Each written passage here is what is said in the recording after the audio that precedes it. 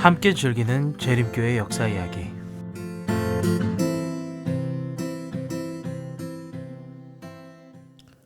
안녕하십니까. 재림교회 역사 이야기 47번째 이야기, 도시로라는 제목으로 이야기를 나눠보도록 하겠습니다. 이 도시로라는 에피소드는 1906년에서 1907년쯤에 있었던 이야기를 해보는 겁니다. 우리 지난번 이야기에서 재림교회가 얼마나 깊고 또 넓게 성장하고 있었는지를 살펴봤습니다. 그죠? 깊고도 넓고도 그 노래 생각나시죠? 이제 재림교회가 안팎으로 성장하는 모습을 우리가 살펴봤습니다. 재림교회 안에서 이 교회 안에서의 지원과 관심을 둘러싼 일종의 민족적이면서도 문화적인 갈등, 또 인종적인 갈등에 대해서도 이야기를 했었고, 또 마지막에는 유라이아 스미스의 죽음을 통해서 재림교회의 역사 속에 한 시대가 막을 내렸다는 사실을 이야기했었죠. 이제 세상이 많이 바뀌기 시작했습니다. 자동차가 등장하기 시작했고요. 미래에 대한 낙관이 넘쳤고 비행기도 날아오르기 시작했죠. 그래서 오늘은 좀 새로운 이야기들을 한번 해볼까 합니다. 도시로 가보자. 재림교회 안에서 우리가 흔히 잘 알고 있는 여러 가지 이야기들 중에 하나가 뭐냐면, 이 재림교회 안에 널리 퍼져 있는 이 시골 생활에 대한 이야기들, 도시를 떠나야 한다는 이야기들, 우리가 그래서 대총회에서도 이 시골 생활에 대한 이야기, 엘렌 화이트의 글을 모아서 출판을 하기도, 오래전에 출판을 하기도 했었고, 그것을 삶에 실천하는 많은 분들이 있는 것을 알게 됩니다. 그럼 배경 한번 살펴볼까 하는 거죠. 1901년 엘렌 화이트이 샌프란시스코는 미국 서부의 캘리포니아의 아주 굉장히 큰 도시 중에 하나죠.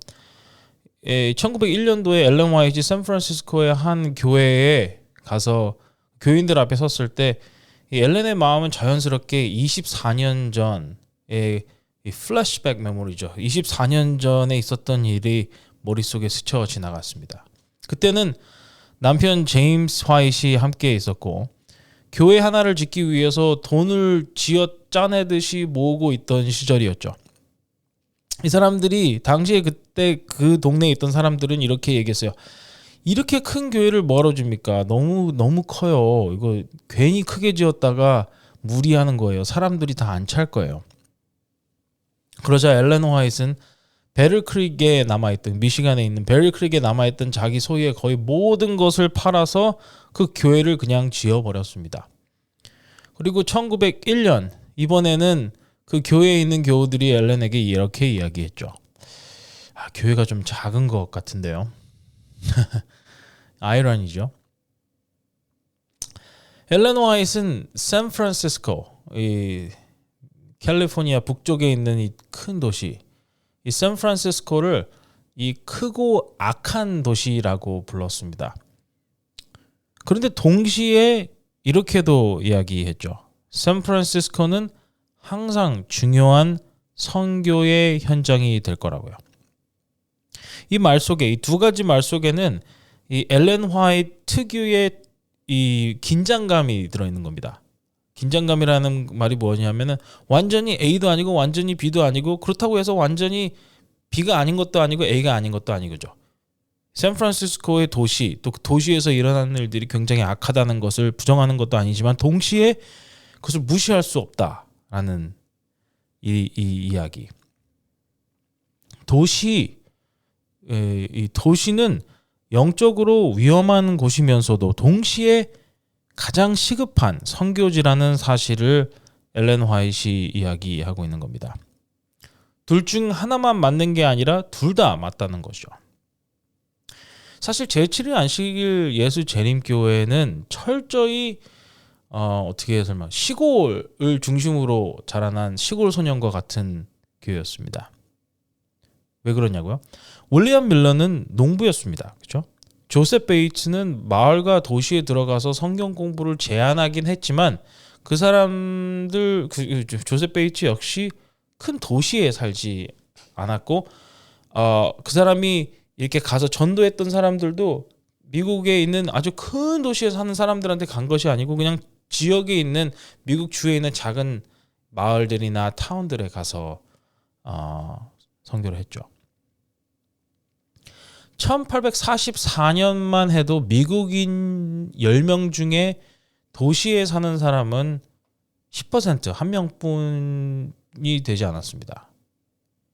근데 1900년대가 되자 미국인의 거의 절반이 도시에 살고 있었습니다.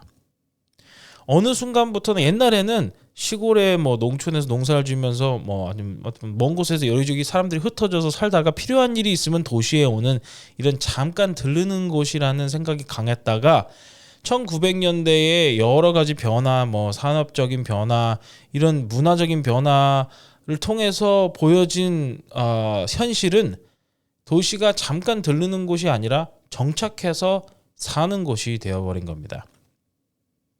재림교인들도 이 변화를 보고 있긴 했습니다. 하지만 이런 변화가 정확하게 무엇을 의미하는지 쉽게 감이 오지 않았죠. 리뷰지는 이렇게 적었어요. 이번 세기의 도시의 성장은 인류 역사상 어떤 시대와도 비교할 수 없다. 이 사실들은 설명이 필요 없다. 그 자체로 도시 한번 가보세요. 이런 거죠. 자체로 말하고 있다. 이것은 특히 이 나라에서 사람들의 생활 습관이 급격히 변화하고 있음을 보여주고 있고 그로 인해서 사회 전반에 근본적인 변화가 따를 수밖에 없다는 사실을 보여주고 있다. 1900년대부터 1915년 사이에 미국으로 이주한 사람들이 1,500만 명이 넘었습니다. 이 숫자는 남북전쟁 이후에 미국에 온 모든 이민자를 합친 것보다 저 15년 사이에 온 사람들의 수가 더 많았다고 볼 수 있는 것이죠. 더 중요한 건 이겁니다. 1800년대에 이민자의 대부분은 영어를 쓰는 사람들이었습니다. 하지만 1900년대 이후에는 그게 완전히 달라졌죠. 이민자의 대부분은 뉴욕이나 이런 대도시에 몰려들었고 도시는 곧 과밀하고 더럽고 영어로는 이제 게토라고 그런 말을 쓰는데 너무나도 밀집돼 있는 거죠. 혼란스러운 겁니다. 시골에서 사는 사람들, 이게 시골에서 넓은 터에서 사는 사람들의 눈에는 이 도시에서 이렇게 몰려서 사람들이 사는 모습이 어떻게 보였을까요? 그죠? 뉴욕에 사는 거의 모든 사람들이 거의 다 이민자이거나 이민자의 자녀였습니다. 일자리를 둘러싼 경쟁은 아주 치열했고 거리마다 낯선 전통과 더 낯선 언어들이 매일같이 들려왔죠. 그래서 재림교회의 모토는 이렇게 정리가 됩니다. 도시를 향한 선교, Mission to the Cities. 요즘에도 이런 얘기, 지난번 대충회에서도 이런 얘기를 많이 했었는데, 그래서 몇몇 재림교인들이 이 샌프란시스코에 채식 식당을 하나 열었습니다. 그리고 엘렌 화이트는 그걸 보고 이렇게 생각했죠. 식당이 이거 좀 너무 작다. 이 샌프란시스코라는 도시가 커지고 있었고 팽창되고 있었고 거기에 몰려드는 사람들이 더 많아지고 있었고 이렇게 팽창되는 도시가 커지면 커질수록 그곳에서 해야 하는 사명도 그만큼 커지고 있다고 생각을 한 것이죠. 엘렌 화이트는 샌프란시스코와 그 약간 북쪽에 있는 도시인 오클랜드, 여러분들 스포츠 보신 분은 오클랜드에 있는 팀들이 있잖아요. 오클랜드 같은 도시에 재림교인들이 아주 바쁘게 아주 신속하게 움직이기를 원했습니다. 그런데 동시에 엘렌의 마음속에는 이 도시들에 대한 이 불길한 예감, 미래에 대한 불길한 예감도 자리 잡기 시작했어요. 1902년 엘렌은 이렇게 이야기했습니다.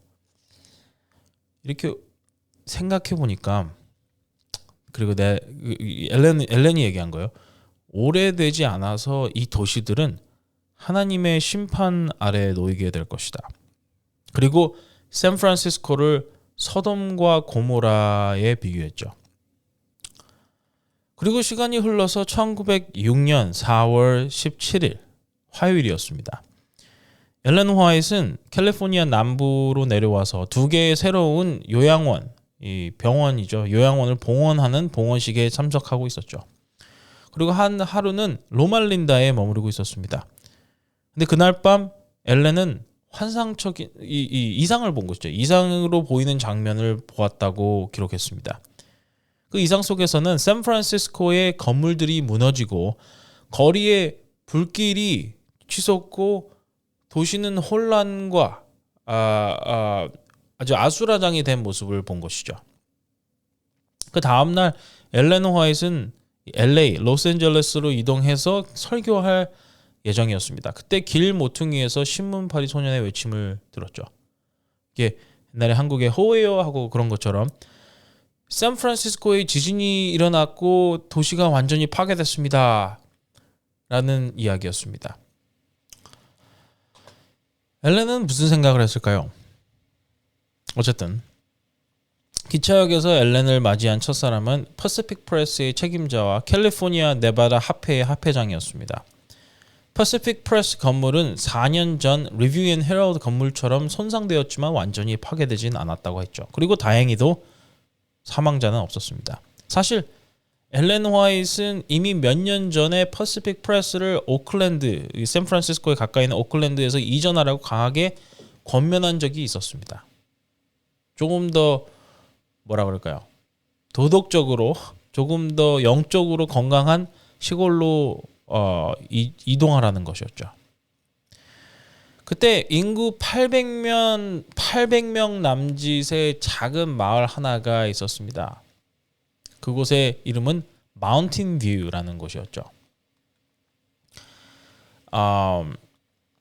이 마운틴 뷰, 이 마운틴 뷰는 재림교회의 도시가 되었고요. 뭐 적어도 굉장히 많은 사람들이 이제 일을 하는 교회 직원들이 있었기 때문에 절반 정도가 재림교인들이었다고 합니다.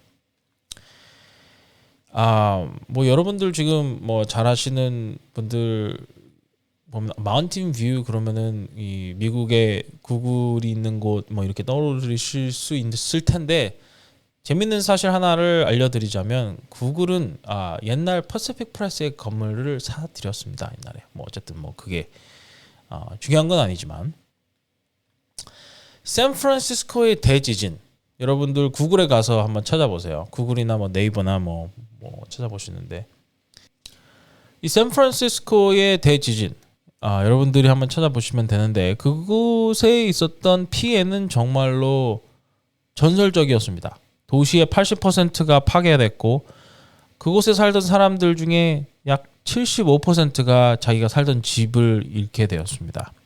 재림교회가 가지고 있던 자산들도 손상을 입은 곳이 꽤 있었고 그나마 다행인 것은 퍼시픽 프레스가 그 출판사 인쇄소가 마운틴 뷰에 좀 떨어진 곳에 있었기 때문에 벽 몇 개가 무너진 정도의 데미지가 있었죠. 물론 제대로 복구하려면 오늘날 기준으로 약 30만 달러가 들 것이라 예상이 들었지만 직원들은 멈추지 않았습니다. 며칠 안에 다시 인쇄기를 돌리기 시작했고 거의 100만 부에 가까운 Signs of the Times 시조죠. 지진 화재 특별호를 찍어내기 시작했습니다. 그리고 신문을 파는 소년들은 거리 모퉁이에서 기쁘게 그것들을 팔았죠. 당시 샌프란시스코에서 사람들이 가장 많이 던진 질문은 이것이었습니다. 이 지진이 하나님의 심판인가요? 엘렌 화이트의 발언을 보면 재림교인들도 도시가 죄로 가득 차 있다고 생각했던 것이 사실입니다. 술, 도박, 매춘, 뭐 어떤 신실한 기독교인이 그런 곳에 살고 싶었겠어요, 그렇죠?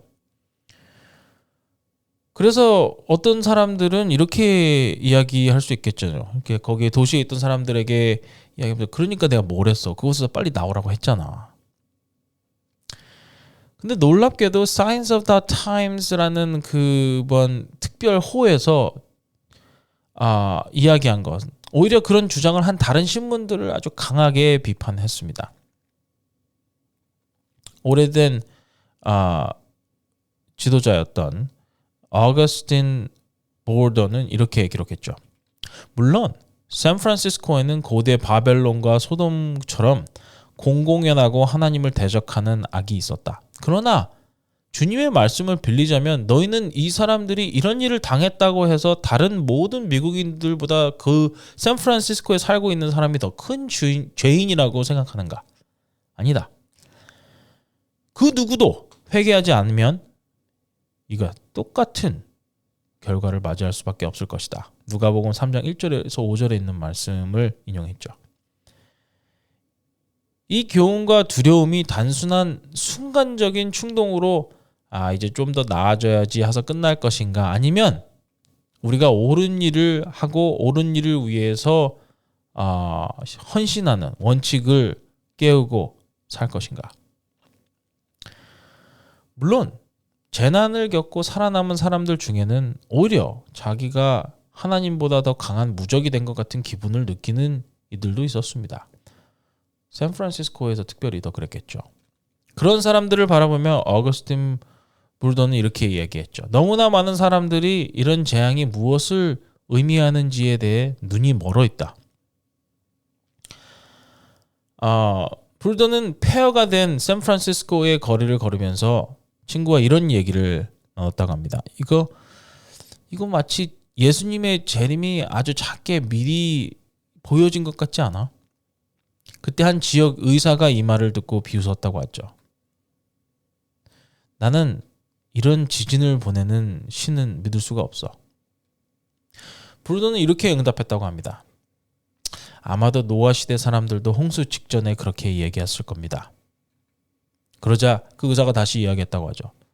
나는 그런 홍수를 일으키는 신도 믿을 수 없어. 하지만 모든 사람들이 그렇게 본 것은 아니었습니다. 어떤 이들은 보르도처럼 이 사건을 깨어나라라는 시은호로 받아들였습니다. 정말 삶에서 중요한 것이 무엇인지 다시 한번 진지하게 생각해보라는 신호로 생각한 거죠. 보르도는 누군가의 말을 이렇게 전했습니다. 하나님은 시골을 만드셨고 도시는 인간이 만들었다. 이 말은 재림교인들이 일종의 세계관을 한 문장으로 요약한 말이기도 합니다. 샌프란시스코의 대지진에 대한 반응을 보면 우리는 지금의 또 미래의 미국을 엿볼 수 있습니다. 19세기 미국 사람들이 모두 경건하게 교회 의자만 데우고 있던 사람들이었다고 생각해서는 안 되죠. 윌리엄 밀러 역시 무신론자들을 마주해야 했습니다. 그 당시에 이 회의론자라고 하거나 불신자라고 부를 수 있겠죠. 그러니까 자연의 지진만 있었던 것이 아니라 사람들 사이에 영적인 지진도 이미 미국에서 일어나고 있었던 겁니다. 도시로 몰려든 미국인들은 점점 오늘날 우리가 말하는 포스트 기독교 사회, 포스트 모던이라고 많이 얘기하는데 포스트 크리스천덤 아니면 포스트 크리스티애니티 사회로 들어가고 있었습니다. 엘렌 화이트는 자신이 지진을 예언했다는 주장에 대해서는 상당히 선을 그었습니다. 예감이 있었지만 정확한 예언은 아니었다는 것이죠. 엘렌에게 이 일은 아주 단순한 원인과 결과의 문제였습니다.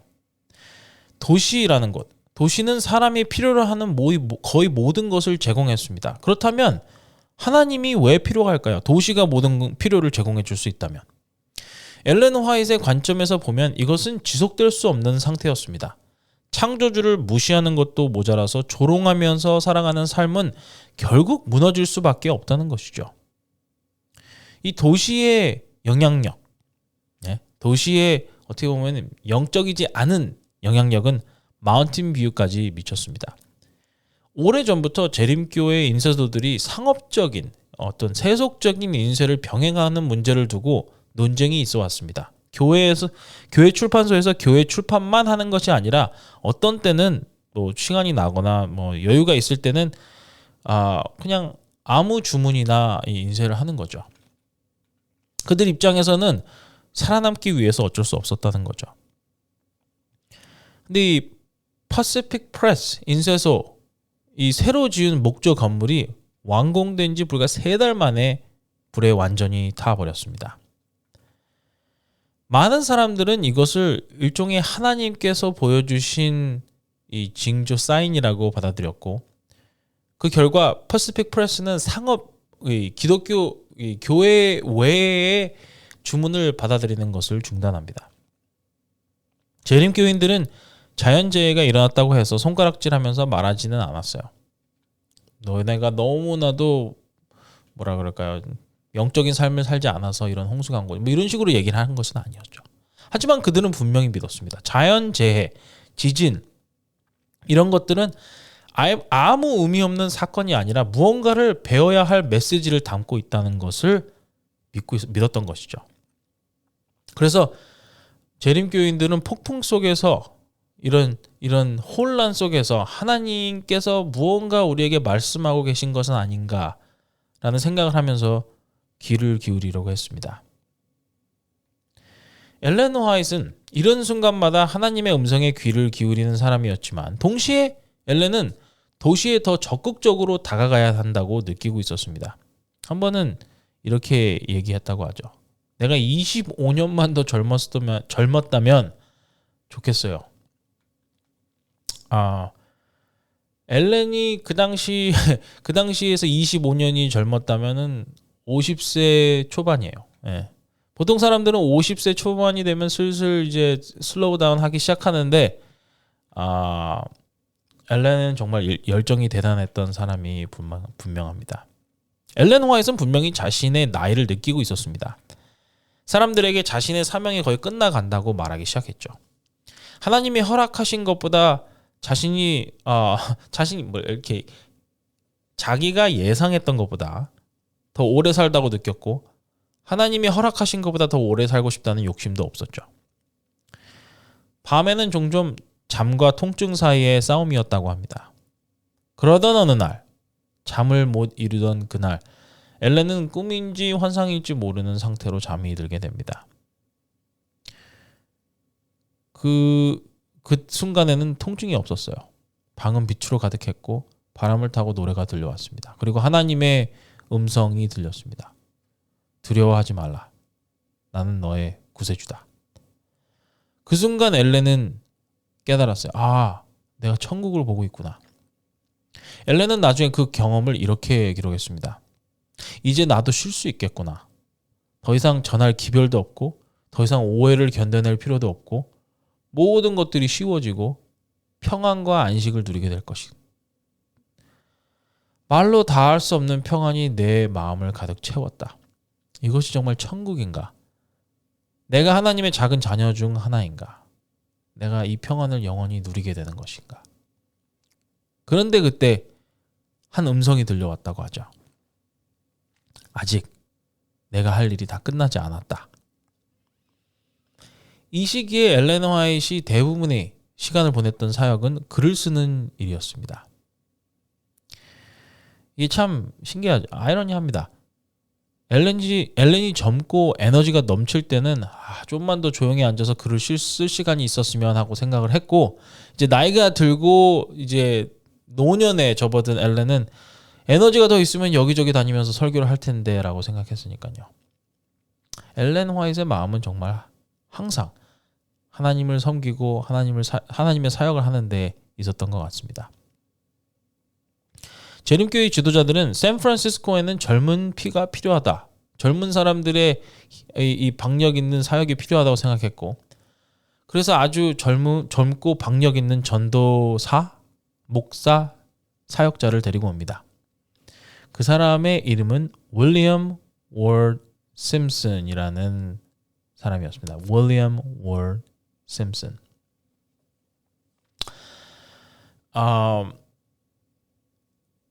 이 심슨이라는 사람 정말 독특한 인물이었습니다. 1890년에 교회에 들어온 후, 재림교회에 들어온 후 많은 사람들처럼 리뷰 앤 헤럴드에서 일을 했습니다. 거기에서 인쇄소에서 기계를 돌리는 게 지겨웠는지 어느 날부터 그냥 일터에 나가서 설교를 하기 시작합니다. 캐나다에 가서 일요일에 일했다고 체포돼서 감옥에 갔기도 했고요. 또 감옥에 있는 자기 모습을 그림으로 그리게 해서 그거를 전도 집회 홍보물로 쓰기도 했습니다. 여기 감옥에 갔다 온 목사입니다. 이렇게 얘기를 한 것이죠. 어쨌든 엘렌 화이트는 이 심슨의 이런 창의성을 정말 좋아했습니다. 생각보다 참신한 사람이었던 거죠. 참신한 아이디어가 있었어요. 그래서 엘렌 화이트는 심슨을 전폭적으로 응원했다고 합니다. 심슨이 오클랜드에서 설교할 때 재림교 역사상 가장 독특한 소품이 등장합니다. 바로 종이로 만든 괴수들, 이 괴물들. 어디서 괴물들이 나오냐고요? 다니엘서 7장, 요한계시록 13장. 그곳에 나오는 짐승들을 이 종이로 만든 것이죠. 창의적이긴 한데요. 솔직히 말하면 좀 무섭게 만들었습니다. 지금 그 괴물들이 앤드루스 대학 재림 이 연구센터에 남아 있습니다. 그래서 여러분들이 한번 가서 보고 싶으면 가서 한번 확인을 해 보셔도 될 것 같습니다. 제7의 안식 예수 재림교인들은 항상 이 visual aid, 이 시각적인 자료를 사용해서 예언을 설명하곤 했습니다. 윌리엄 밀러의 예언 도표로부터 시작해서 이 심슨의 종이 괴물들에 이르기까지 그런 것들을 사용했고 효과는 확실했죠. 엘렌 화이트는 심슨을 정말 아꼈다고 합니다. 그가 아주 지적이고 지혜롭고 1844년 밀러의 천막 아래서 활동했던 그 당시에 재림운동, 밀러 운동의 사역자들을 떠올리게 했기 때문이죠. 엘렌은 심슨이 다른 교단과 논쟁에 휘말리지 않는 점을 좋아했고 설교 중에 불필요한 말을 하지 않는 것도 좋게 봤습니다. 성경 구절을 읽고 짧게 설명하고 다시 다음 구절로 넘어가는 방식이었죠. 이렇게 심슨은 여러 가지 아주 창의적인 방법으로 사역을 했고 많은 사람들의 관심을 받았습니다. 그래서 더 비극적이었던 것 같아요. 오클랜드에서 설교한 그 이듬해에 윌리엄 워 심슨이 갑작스럽게 세상을 떠나게 됐습니다. 너무나도 젊었고 너무나도 이른 죽음이었습니다. 너무나도 안타까웠죠.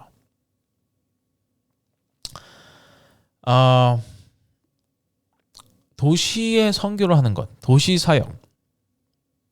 도시사역에 대한 것에 대해 생각을 해보면 그보다도 아주 굉장히 현실적인 이유가 있었습니다. 지난 몇 년 동안 교회 안에는 켈러, 존스, 웨그너, 발린저 이름만 들어도 한숨이 나오는 그런 논쟁들이 끊이지 않았었습니다. 논쟁, 갈등, 분열. 엘렌 화이트는 이런 논쟁과 갈등, 분열을 치유하는 가장 좋은 방법이 바쁘게 일하는 것이라고 봤습니다. 엘렌은 이렇게 기록했습니다. 주님께서는 당신의 백성이 분쟁과 다툼으로 인해서 계속 낙심한 상태에 머무르기를 원하지 않으신다. 모두가 멸망해가는 영혼들을 위해서 일하라. 그러면 그 결과로 자기 자신의 영혼도 은혜의 역사가 일어날 것이다. 서로 싸우느라 에너지 낭비하지 말고 구원받아야 할 사람들에게 가라는 것입니다. 그러면 교회도 개인도 다시 살아난다는 것이죠.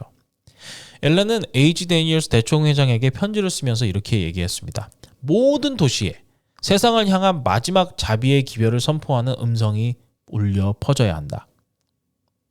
이건 그냥 우리가 좀 더 잘해야 되죠. 이런 정도의 동기부여의 편지가 아니었죠. 엘렌 화이트가 생각한 도시사역은 굉장히 절박했습니다. 그래서 엘렌은 대총회장인 데니얼스에게 말로만 하지 말고 직접 모범을 보이라고 압박합니다. 물론 대총회장이었던 데니얼스는 이미 할 일이 산더미같이 쌓여 있었어요.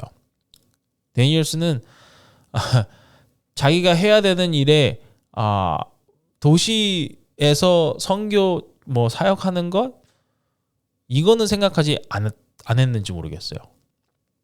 엘렌이 대총회장에게 이야기합니다. 당신이 관심을 가지고 모범을 보여야 됩니다. 윌리 화이트조차 엘렌 화이트 어머니의 이 긴급함을 완전하게 이해하지 못했습니다. 그래서 그는 이렇게 이야기했어요. 어머니께서 대도시 사역이 이렇게 더디게 진행되는 것에 대해서 보이시는 극도의 안타까움은 우리 앞에 어떤 큰 위기가 매우 가까이 와 있다는 의미가 아니고는 설명하기 어렵다. 쉽게 말하면 윌리는 이렇게 생각한 거죠. 엄마가 뭔가 알고 있는데 그걸 우리에게 얘기해주지 않았고 우리가 못 보는 무언가를 엄마가 보고 있는 것 같다. 그죠? 세상에 뭔가 큰 일이 벌어질 것 같다는 것이죠. 도시에. 그렇지 않고서야 왜 이렇게 다급하게 다그칠까? 이렇게 생각했던 것입니다. 어느 날 대총회장 데니얼스가 이 캘리포니아 북쪽에 있던 곳에 왔을 때 엘렌을 만나서 뉴욕에서 진행 중인 설교 이야기를 나누려고 했습니다. 근데 엘렌 화이트이 말을 딱 잘라서 이야기했다고 하죠. 대총회장 당신이 도시 선교, 도시 사역을 직접 이끌 준비가 되어 있지 않다면 만나지 않겠습니다. 야, 뭐 그래도 대총회장인데요. 이렇게까지 얘기할 수 있을까요? 데니얼스는 당연히 예, 알겠습니다 라고 답했지만 엘렌의 눈에는 대총회장이 너무 느릿느릿해 보였습니다. 엘렌은 생각했죠. 아니 이렇게 급한 걸 모르고 있어? 이렇게 급한 일을 왜 이해를 못하는 거지? 심지어 엘렌은 데니얼스 대총회장이 재회심이 필요하다고 느꼈고 이렇게 오랫동안 대총회장으로 남아있는지가 이에 대해서 공개적으로 의문을 품었다고 전해지죠. 이런 일들로 인해서 데니얼스는 조금 혼란스럽고 상처도 받았던 것으로 보입니다. 데니얼스 입장에서는 억울했죠. 뉴욕도 대도시잖아요. 그곳에 교인 수가 늘고 11조도 늘고 교회가 성장하고 있는데 아마도 머릿속에서 이런 생각을 하지 않았을까요? 아, 엘렌 화이트이 정말 교회 행정이 얼마나 힘든지 모르고 있는 것 같아. 여기서 물론 데니얼스의 말이 틀린 건 아니죠. 일리가 있는 말입니다. 그리고 여기서 모두가 깨닫기 시작합니다. 도시 전도 아니면 도시에서 하는 사역이 단순히 도시에서 하는 사역이 아니라는 사실을 깨닫게 된 것이죠. 재림교회는 오랫동안 시골의 맥박을 정확하게 알고 있었습니다. 농사 중심의 삶, 계절에 따라 움직이는 가치관, 공동체 중심의 문화, 이런 이 시골 도시 밖에서 사람들이 사는 생활 방식이죠. 시골에서는 전도회를 운영하기 위해서 목사가 가장 흥미로운 존재일 때가 많았습니다.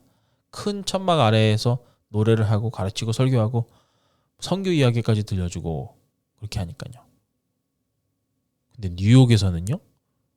아니면 샌프란시스코에는, 시카고에서는 이런 큰 대도시 안에서 재림교회의 전도회 집회를 운영하는 강사가 그 도시 안에서 가장 흥미로운 존재일 수 있을까요? 그래서 이제 모두가 깨달은 것이죠. 도시라는 것, 대도시라는 것, 특별히 이것은 완전히 다른 세계라는 것을 알게 된 겁니다. 물론 재림교회가 무슨 엔터테인먼트 교회가 되는 것을 원하는 것은 아니었습니다. 하지만 시대가 점점 바뀌고 있었고 설교자들이 점점 더 사람들에게 어떤 아주 딱딱한 설교를 하기보다는 재밌는 설교, 사람들의 마음을 터치하는 그런 설교를 하는 기조로 바뀌어가고 있었습니다. 기존에 목사는 이래야 한다라는 사회적인 규범이 과감하게 깨지기 시작한 시대였죠. 이 흐름의 대표 주자가 바로 빌리 선데이라는 사람이었습니다. 빌리 선데이는 전설로 남아있는 사람이죠. 한 번은 설교 도중에 남자들에게 이렇게 얘기했습니다. Beat it. 뭐 이거를 굳이 우리말로 이렇게 하자면 너네들 나가. 뭐 이렇게 뭐 그렇게까지 할 수 있겠지만 그렇게 남자들 다 내보낸 다음에 여자분들 17,000명을 앞에 두고 설교를 하기 시작했습니다. 남자들한테 다 나가세요.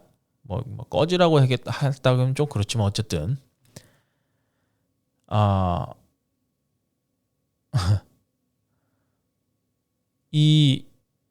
그 사람이 하고 싶었던 얘기는 뭐냐면은 자기 말로는 교회 좌석에 수염보다 깃털이 더 많다. 그러니까 뭔가 강하게 하나님의 사역을 밀어붙이는 이 공격적인 마인드셋이 없다는 거죠. 연약하다는 겁니다. 교회가 그거를 비꼬기 위해서 이렇게 설교를 하고 이런 일종의 퍼포먼스를 한 거예요. 빌리 선데이의 유명한 기도가 있었습니다. 기도에는 뭐 이렇게 기도했다고 해요. 주님, 우리를 이런 기독교에서 구해주세요. 대충 이야기하는, 볼살만 출렁거리는, 뼈는 약하고 무릎은 흔들리고 피부는 얇고 여기저기 휘는 플라스틱하고 중심이 없고 여성적이고 굳어버린 이런 기독교에서 저희를 구원해 주십시오. 요즘에 이렇게 나가서 설교를 하면 어떻게 될까요? 당시에 다른 설교자들도 비슷한 불만을 터뜨립니다. 이 기독교 예술에서 특별히 예수님을 너무 여리고 슬픈 사람으로만 그리고 있다는 거예요. 신학 논쟁의 반대편에 서 있던 브루스 바튼조차도 이 점에서는 동의했습니다. 기독교 예술, 특별히 미술은 예수님을 아주 연약하게 고통받는 사람으로만 묘사해왔다. 감동도 없고 죽는 것을 반기는 사람처럼 말이다. 그리고 그 사람은 이렇게 덧붙였습니다. 예수는 야외에서 활동을 하던 남자였다.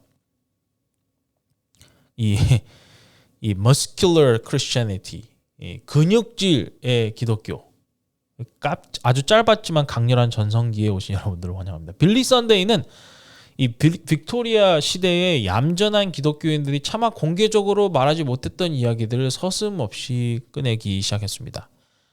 그 사람의 설교는 솔직히 말해서 일종의 연극이었어요. 보수적이고 근본주의적이고 기독교적인 퍼포먼스. 그 사람은 술 마시고 담배 피는 것에 대해서 재림교회 설교자들보다도 더 강력하게 비판했습니다. 그리고서는 이 사람이 미국의 문화 전쟁 한가운데 서 있던 모든 이들에게 말씀을 전하던 설교자였습니다. 1차 세계대전이 터졌을 때 그는 거리낌 없이 이렇게 얘기했어요. 하나님은 미국 편이다. 야, 여러분들이 이렇게 설교하시는 목사님들이 가끔 있죠. 네? 이 독일 황제는 하나님께 말대꾸를 하고 있다. 곧 하나님의 심판을 받을 것이다. 그러니까 그 사람이 이야기하는 것이 지금 현실에 일어나고 있는 일들을 바탕으로 이야기하고 있었던 것이죠. 그렇다고 그 사람의 신학이 모든 사람이 받아들일 수 있는 신학은 아니었습니다. 그가 현실적이었던 이유는 이런 이유들로 볼 수 있겠죠. 그 나름대로의 개성이 강했고, 그 나름대로의 이미지를 만들고, 이 미국의 모든 사람들에게 이야기할 수 있는 능력을 갖췄다는 것.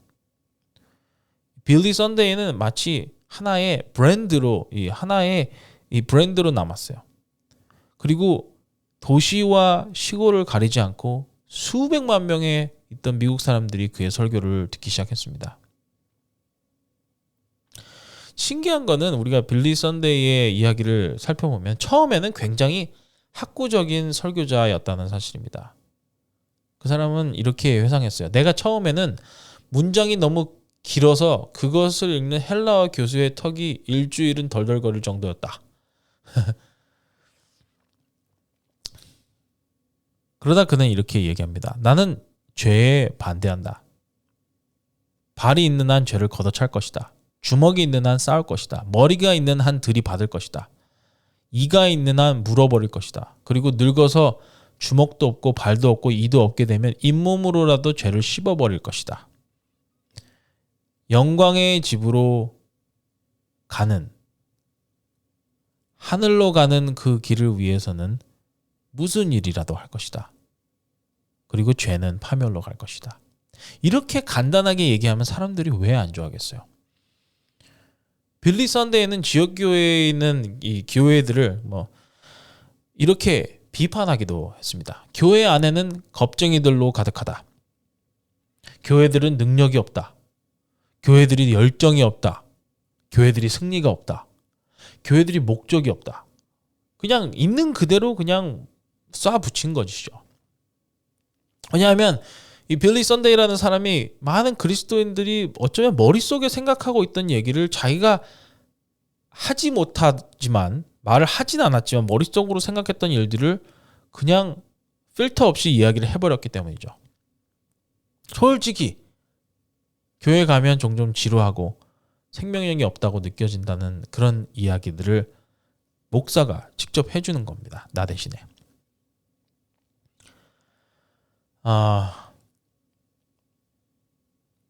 엘렌 화이트이 도시 선교에 그렇게까지 흥분했던 이유는 사람들이 그냥 마냥 도시로 이사하고 있었기 때문만이 아니었습니다. 이 도시야말로 미래의 방향이었기 때문이죠. 도시는 이 세상이 어디로 가고 있는가, 미국이 어디로 가고 있는가를 보여주는 미리보기 같은 것이었습니다. 엘렌 화이트는 이것을 정확히 봤죠. 만약 재림교회가 전략적으로 방향을 틀지 않는다면 앞으로 몇십 년 동안 완전히 뒤처진 교회가 될 거라는 것을 깨달은 것이죠. 왜냐하면 미국 안에서의 기독교 종교 자체가 변하고 있었기 때문입니다. 기독교가 점점 변하는 것, 어떻게 변해가고 있냐? 메시지 중심이 아니라 사람 중심, 교회 중심이 아니라 어떤 성격이나 캐릭터 중심으로 이동하고 있었던 것이죠. 빌리 선데이라는 사람이 바로 그 상징이었습니다. 그 사람은 하나의 이 제품이었고, 하나의 캐릭터였고, 하나의 브랜드였어요. 어떤 면에서는 전통적인 설교자의 정반대였지만 신학적으로는 여전히 보수적인 사람이었어요. 그래서 그 사람의 설교를 듣는 것은 굉장히 재미가 있었을 것입니다. 누구도 그 사람이 무슨 말을 할지 예측할 수가 없었거든요. 그리고 바로 이 점이 재림교인들을 아주 기겁하게 만들었습니다. 재림교회의 입장에서 복음은 재미있는 이야기가 아니라 중요한 뉴스였습니다. 그죠? 복음을 전하는 사람은 품위가 있어야 되고, 명확해야 되고, 흥미로울 수는 있어도 이성적으로 호소할 수 있는 사람이어야 한다. 논리와 상식에 맞는 말을 해야 한다는 것이 재림교회의 입장, 재림교회 사람들이 생각하던, 재림교회 지도자들이 생각하던 이 목사상이었어요.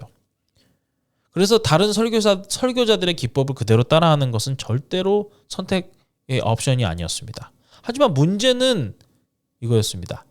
빌리 선데이 같은 사람들은 너무나도 과장되고 너무나도 드라마틱했지만 그가 가는 곳마다 부흥이 남았다는 사실입니다. 이 미묘한 감정을 한 재림교인이 잘 정리해서 기록해 놨습니다. 이 애틀랜틱 유니언 글리너이라는 것의 잡지에 실린 글인데요. 글에는 이렇게 써져 있었죠. 선데이 씨의 언어와 이 설교 방식 중 일부는 강하게 비판받아 왔다. 하지만 그는 자신만의 독특한 방식으로 많은 진리를 전하고 있다. 그는 지위고하를 막론하고 죄를 죄라고 부른다. 술사업, 춤, 카드놀이, 극장 출입을 가차없이 비판하고 고등비평, 진화론, 그리고 심령술, 크리스천 사이언스를 강하게 공격한다. 그는 십계명, 그리스도의 재림, 시대의 징조, 천년기, 그리고 물론 영원히 타는 지옥에 대해서도 설교했다. 그 결과 많은 사람들이 이전과 비교할 수 없을 만큼 성경이 무언가 가르치는지를 알고 싶어 하게 되었다. 우리는 이 기회를 어떻게 활용해야 할지, 또 우리가 이런 기회를 활용해서 어떻게 복음을 전할 수 있을지, 또 그런 지혜를 받을 수 있도록 우리의 사역자들을 위해서 기도해야 한다. 이거를 요약하자면 딱 그것입니다. 빌리 선데이가 하는 방식이 딱 마음에 들진 않지만 뭔가 일어나고 있고 우리는 그곳에서 뭔가 배워야 될 것이 있다. 그래서 이 시기에 재림교회 안에서는 굉장히 중요한 대화가 시작됩니다. 우리가 이 시골적인 가치를 지키면서 어떻게 도시에 복음을 전하는 선교사들이 될 수 있을까? 1912년 A.G. 데니얼스 대총회장은 목회자들과 도시 선교에 관심 있는 사람들을 모아서 특별한 회의를 열었습니다. 그가 한 말은 이것이었습니다. 제7일 안식일 예수 재림교회는 도시 문제에 대해서 반응할 준비가 전혀 되어 있지 않다. 회의에서 나온 질문들을 보면 재림교회가 얼마나 많이 배우고 또 내려놓아야 하는지가 보입니다. 질문들은 아주 기본적인 것들이었습니다. 도시에서는 어떻게 광고를 해야 하는가? 설교자는 광고에서 자신을 어떻게 소개해야 하는가? 사역을 위해서 지역 언론을 어떻게 활용할 것인가? 도시에서는 어떻게 설교를 해야 하는가? 또 도시에서 설교할 때는 성경을 어떻게 사용해야 하는가? 한마디로 하면은 이것을 다시 리셋해서 처음부터 다시 생각해서 도시에 나가야 된다. 아무것도 우리가 하던 일들이 다 당연하다고 가정하지 말고 우리 모든 것을 다시 검토해서 생각해보자. 그래서 그들은 같은 방에 모여서 직접 토론을 하기 시작했죠. 요즘 기준으로 보면은 좀 이상하죠, 그죠? 하지만 그때는 그게 가장 진지한 방법으로 자신들이 가지고 있던 어떤 계획들을 이제 리셋 버튼을 누르고 다시 우리가 전략적으로 도시 선교에 대해서 접근해보자라고 한 것이었죠. 정말 사람들은 솔직하게 생각을 나누고 의견을 나눴습니다. 요즘은 설교하는 목사들이 자신을 이렇게 광고하는 게 흔해지고 있죠. 그죠? 전 세계의 청중을 사로잡는 명연설가 누구누구 뭐 이런 식으로요. 어떤 이들에겐 이게 교만처럼 느껴졌습니다. 하지만 어떤 사람들에게는 이렇게 이야기해야만 그 사람들이 관심을 가지고 쳐다본다는 것을 알 수 있었죠. 요즘에는 그냥 이렇게 광고해야 돼. 어떤 사람은 이렇게 이야기했었죠. 설교를 잘하면 그냥 잘한다고 광고하세요. 못하면 그렇게 하면 안 되죠. 그러면서 그 사람이 이런 이야기를 남겼다고 합니다. 위대한 주제에 대한 설교 시리즈와 위대한 설교들의 시리즈, 그리고 그냥 훌륭한 설교 시리즈는 서로가 다르다. 이 말이 무슨 말이냐면은 우리가 위대한 주제를 가지고 좋은 주제를 가지고 설교를 한다고 해서 그 설교가 좋은 설교가 되는 것은 아니라는 것이죠. 위대한 설교들의 시리즈와 훌륭한 설교 시리즈는 다르다는 것. 그리고 도시에서의 전도의 광고는 이런 현실을 반영해야 한다는 것이었습니다. 모든 재림교회의 설교자가 똑같은 은사를 가진 것은 아니었으니까요. 그걸 인정하자는 겁니다. 데니얼스는 이렇게 인정합니다. 요즘 설교 트렌드는 설교에서 성경을 많이 읽지 않는 쪽으로 가고 있다는 거였습니다. 하지만 W.W. 프레스컷은 다른 지점을 걱정했습니다. 문제는 성경을 얼마나 읽느냐가 아니라 성경을 어떻게 사용해서 도시에 있는 사람들에게 설교하느냐라는 것이라는 것이죠. 그래서 프레스컷은 이렇게 물었습니다. 지금 우리가 교리 목록을 설교하고 있는 건가요? 아니면 예수님을 통한 구원을 설교하고 있는 건가요? 이것은 단순히 1888년의 이야기를 반복한 것이 아니었습니다. 프레스컷은 분명히 느끼고 있었어요. 빌리 선데이 같은 현대의 설교자들이 재림교회보다 예수를 더 효과적으로 전하고 있다는 사실을요. 아니면 최소한 기독교의 교리를 예수님과 연결하는 데 더 능숙하다는 사실을 프레스컷은 알고 있었습니다. 이 사람들이 하고 있던 얘기를 들어보면 참 신기하죠. 그죠? 당시에 재림교회가 어떻게 하고 있던 방식과 당시에 유명한 설교자들이 하는 방식 사이에서 갈등하고 또 고민하는 것. 모든 것들을 제치고 어쨌든 도시 선교에 도시 사역을 더 신경 써야 한다는 엘렌 화이트의 고집스러운 외침은 결국 엄청난 결실을 맺었습니다. 재림교회는 원래 사회적인 약자, 즉 이 중산층 밑에 있는 사람들에게 다가가는 데 익숙한 교회였습니다.